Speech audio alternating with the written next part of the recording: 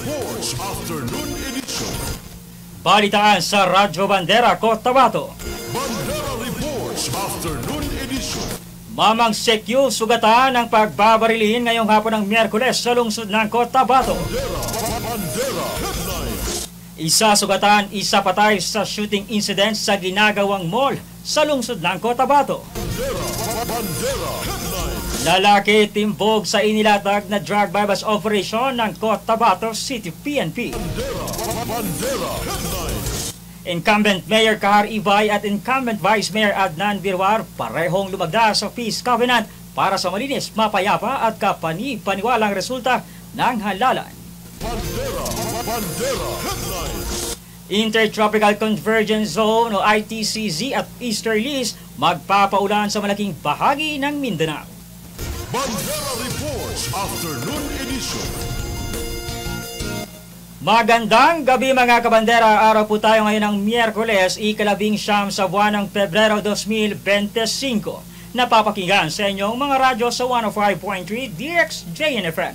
Napapanood live sa inyong mga telebisyon sa Channel 4 at 33 ng Maguindanao Sky Cable. At maging sa inyong mobile phones at smartphones, mapapanood live na live sa Facebook page ng Bandera News TV Cotabato. Ako ang inyong tagapagbalita, Sabino Heverola, at ito ang Bandera News TV Cotabato. Bandera Reports Afternoon Edition. Sa detalye ng ating mga balita. Sugatan ang isang security guard ng isang pawn shop matapos pagbabarilin sa Makakuwa Street, Poblasyon 5, lungsod ng Cotabato pasado alas 3 ng hapon ngayong Miyerkules.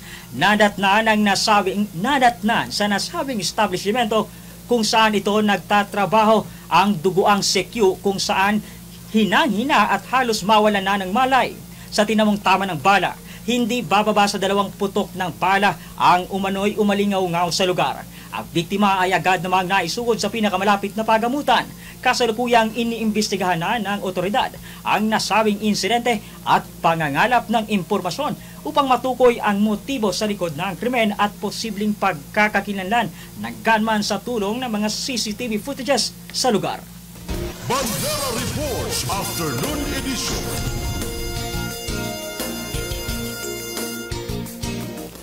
Usapin pa rin sa pamamaril, isa sugatan habang isa patay sa naganap na shooting incident sa loob mismo ng ginagawang gusali ng KCC Mall, Cotabato ngayong hapon ng Miyerkules.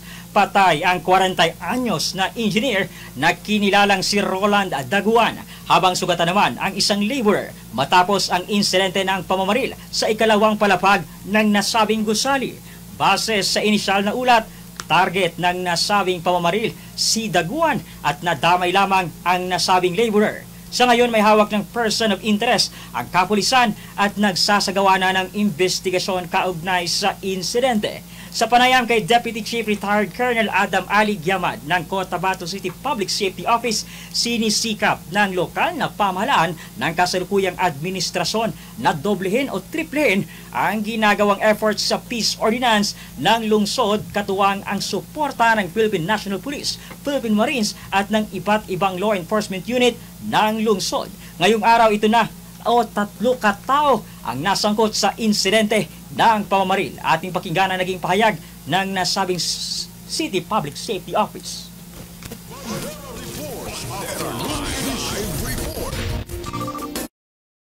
Meron na namang shooting incident na nakuha natin. Actually kanina, around mga 1:01, sa mga 1:20 p.m., naka-receive kami ng report na meron daw shooting incident at the second floor of KCC Mall Construction.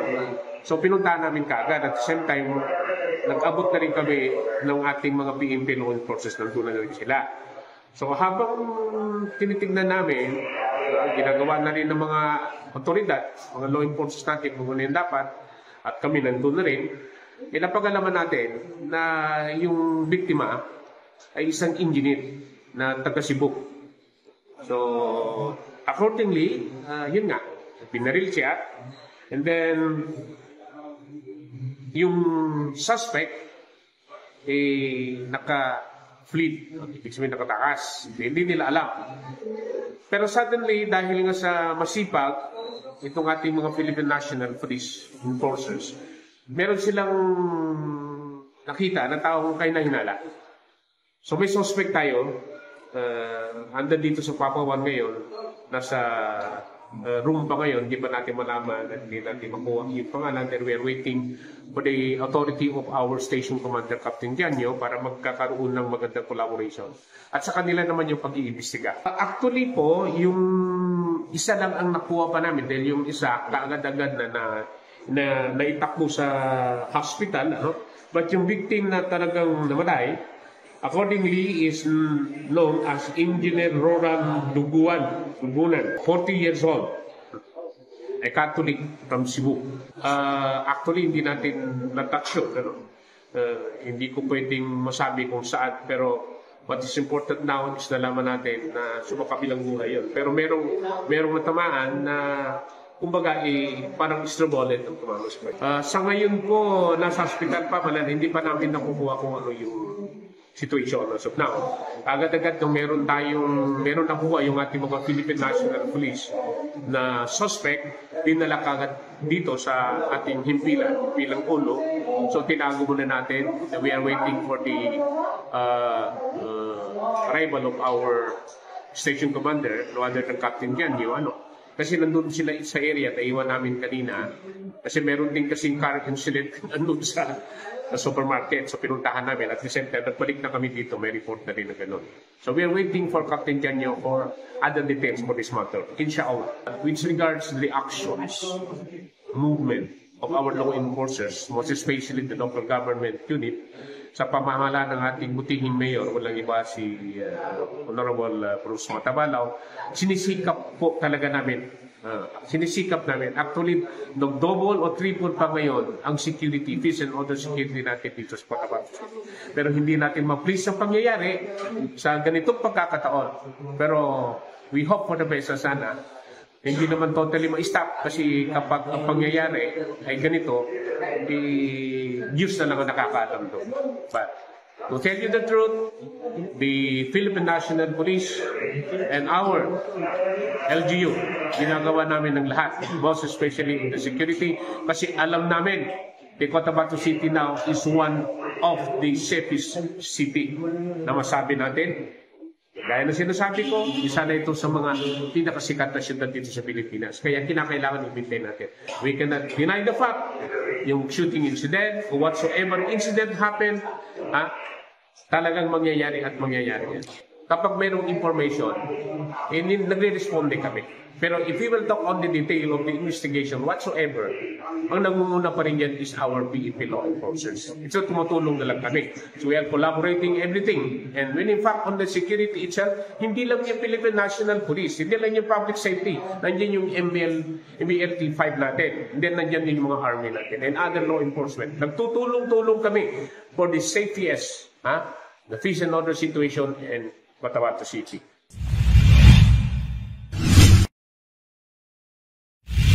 Bandera Reports Afternoon Edition.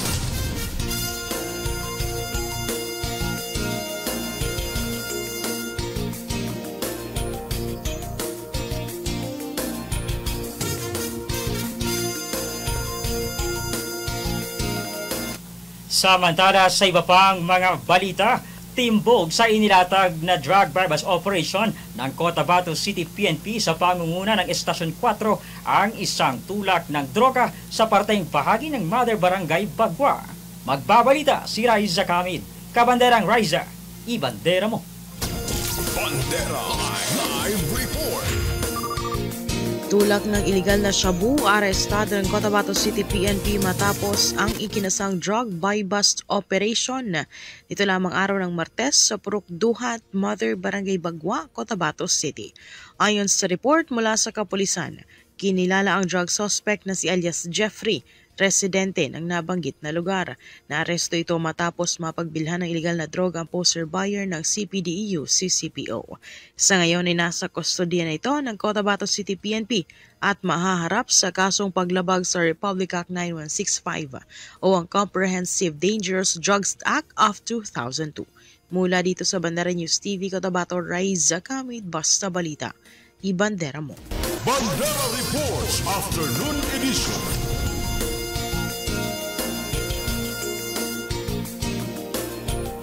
Sa iba pang mga usapin, arestado ang isang 23 anyos na lalaki matapos makumpiskahan ng iligal na droga sa Barangay Bual, Isulan, Sultan Kudarat nito lamang ika-18 sa buwan ng Pebrero.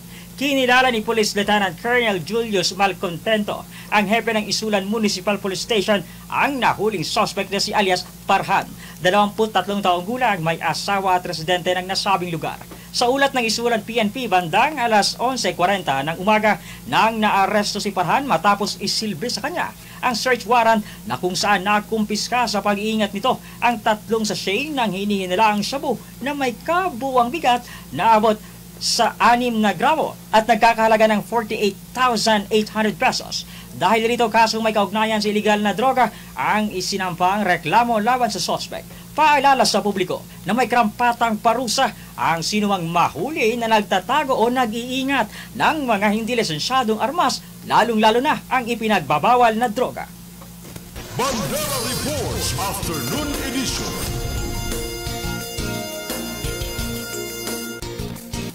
Samantala, usaping politika, Muhajiran Oji Balayman at Gaddafi Toy Mangudrato parehong lumagda sa Peace Covenant para sa mas payapa, malinis at kapani-paniwalang halalan sa bayan ng Pandan. Sa pagtutok ni Riza Kamid, Kabanderang Riza, ibandera mo. Bandera Live Report.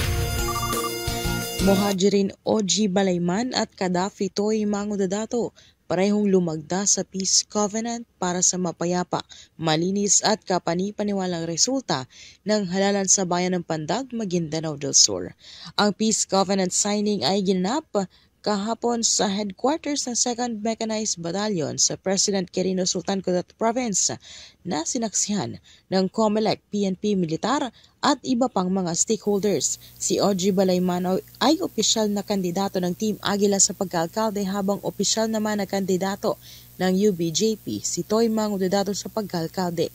Kasama din sa Peace Covenant signing ang kani-kanilang running mates sa pagka-Vice Mayor. Umaasa si Pandag Election Officer Rauf Den Mangelen na magiging mapayapa at matiwasay ang halalan sa bayan ngayong sinsero ang magkabilang panig sa nilagdaan na Peace Covenant. Mula dito sa Bandera News TV, Cotabato, Riza Kamid, Basta Balita. Ibandera mo. Bandera Reports Afternoon Edition.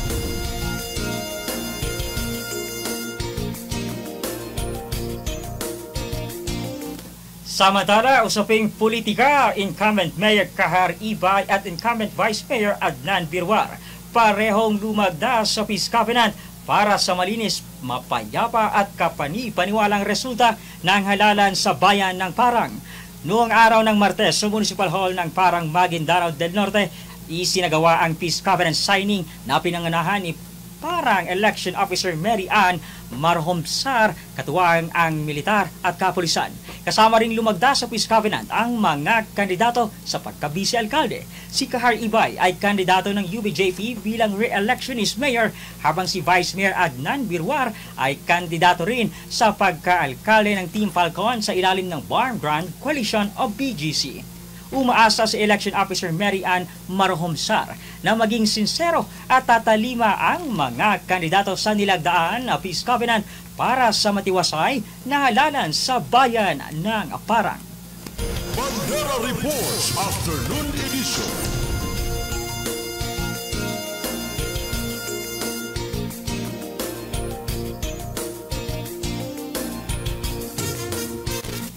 Para naman sa ating weather update, sa kasalukuyan, walang aktibong bagyo na binabantayan sa loob ng pag-asa sa loob ng PAR o ng Philippine Area of Responsibility.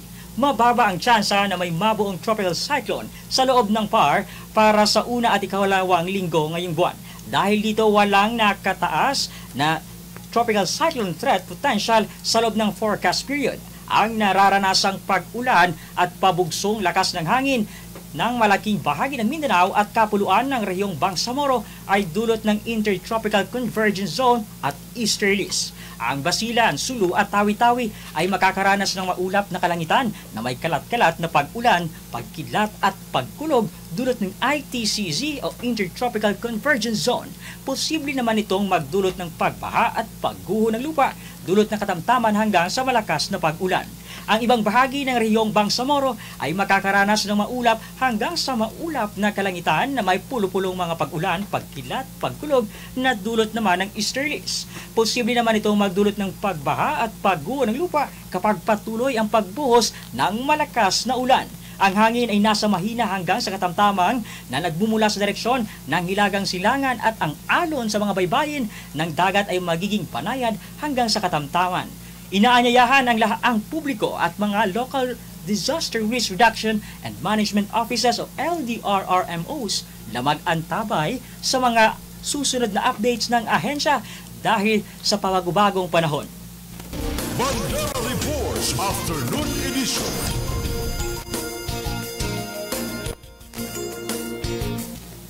At yan ang kabuuan ng mga balita na aming nakalap mula dito sa News Center sa Bandera News TV, Cotabato, ngayong araw ng Miyerkules, ika-19 sa buwan ng Pebrero 2025. Sa ngalan ng aming Presidente Estrelita Juliano, sa aming Station Manager Jasper Acosta, Field Reporters, Cameraman at Technical Team.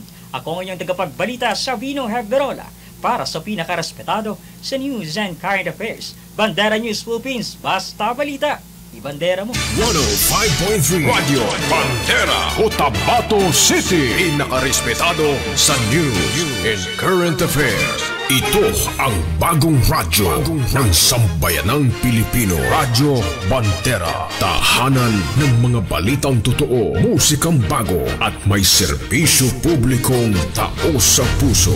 105.3 Radio Bandera. Iwawagayway ang bandera ng balayang pamamahay.